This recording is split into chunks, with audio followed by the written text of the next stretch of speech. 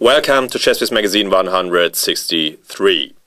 The top tournaments of this issue are the European Club Cup, where Soccer Azerbaijan won and Michael Adams played for them and annotated a game. Second, Novi Bor from the Czech Republic as defending champion, and the Indian players Hari Krishna and Sasikiran played for the Czech team and also annotated a game for the ChessBase magazine. Then also in Bilbao was the Grand Slam final, where Anand won second Aronian, and it was scored according to the 3-point system per win.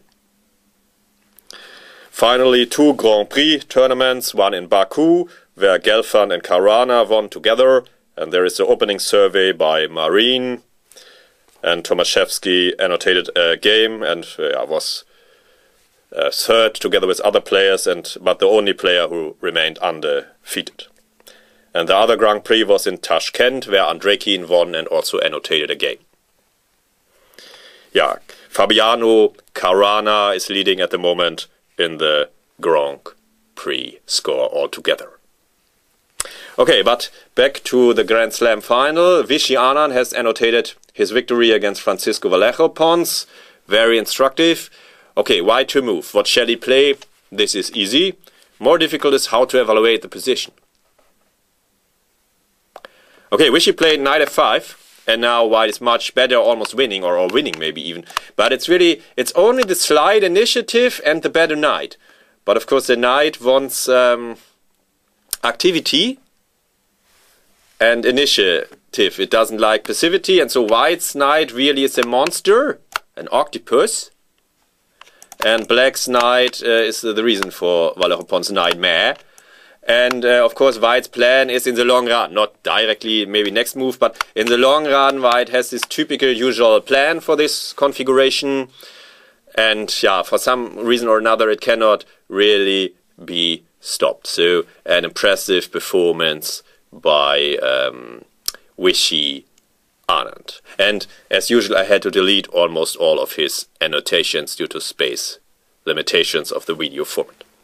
Michael Adams has annotated his victory against Alexei Dreyev from the Bilbao team tournament. Black to move. What is the best technical move in this endgame or middle game with queen and rook against queen and rook?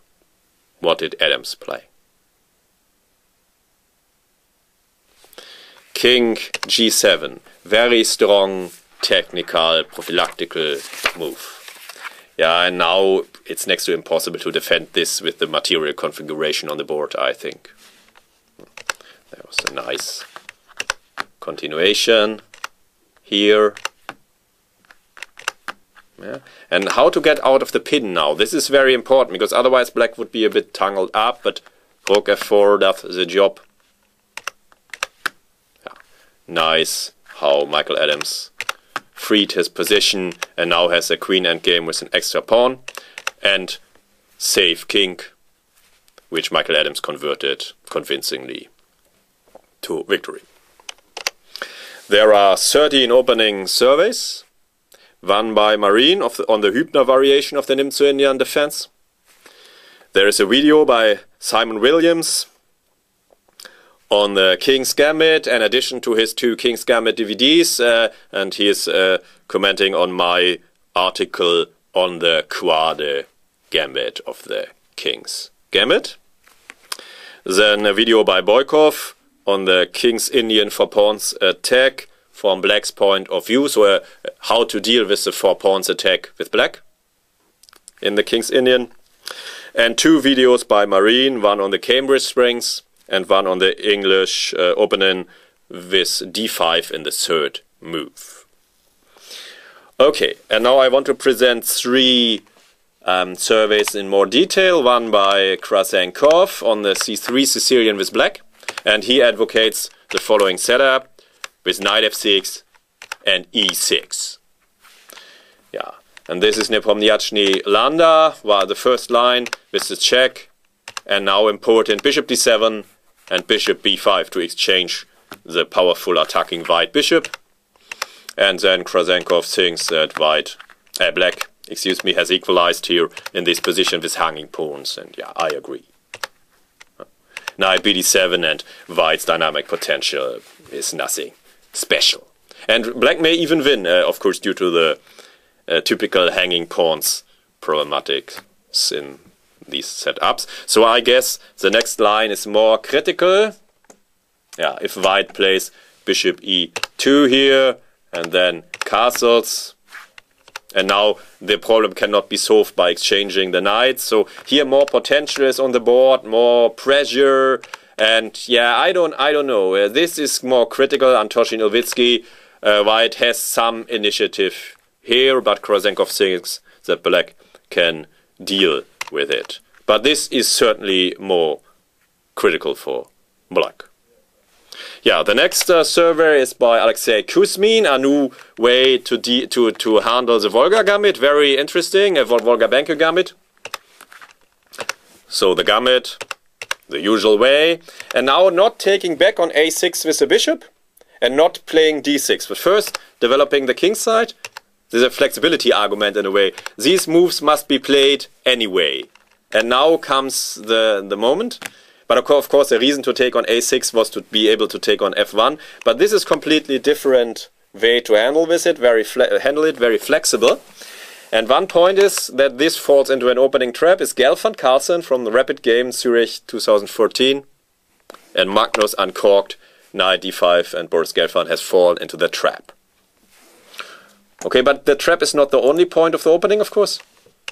Here's another point shown in this game, Timofeyev Petrov. Okay, now probably a4 is critical, and knight b5 maybe even, yeah. But queen a2 is not precise. After e6 comes the next point. Black is very quick, hasn't played d6. Yeah, and black has a dynamic counterplay in typical Volga style. So, yeah, this is an interesting new trend there, and Alexei Kuzmin looks at it in more detail. Yeah, and finally Tibor Karoli looks at a way for white against the Dutch defense. Staunton Gambit. And yeah, a very original way in the Staunton Gambit. This is one of the main lines. And now h4 and queen a4. And this is very dangerous for black. It's very difficult to develop the c8 bishop. White has a lot of pressure for the material. Karoli looks at it in detail. Also has many correspondence games. Wiacek Savanelli is this from 2004. And yeah, this could make life a bit difficult for a Dutch defense player. This is not such a typical position, and white has a lot of positional pressure for the pawn, which she often sacrifices in many lines. Yeah, next comes the columns. Dorian Rogozenko looks at it. Looks at a positional pawn sacrifice, a very important theme, and I especially like how he manages to combine the old days with new examples. This, of course, is from the old days. Lasker Capablanca, St. Petersburg, 1914, and Lasker uncorked. E5 in German, a typical Feldfeger, clearing, square clearing sacrifice. And now white's monster knights dominate the game, and it's a real nightmare for black. A very beautiful pawn sacrifice. And from the modern days, Rajabov Nakamura from the Baku FIDE Grand Prix. B5, A4, and white has good positional compensation. After, for example, this was not the game, knight C7. White has now very good positional compensation. I wouldn't accept the sacrifice either. White has just too much positional pressure. So Nakamura decided just to give the pawn immediately back. Yeah, to pay back in the same currency in a way. And black's good knight against the bishops makes the position more or less dynamically balanced. And now easier to play for black, of course, than the other variation.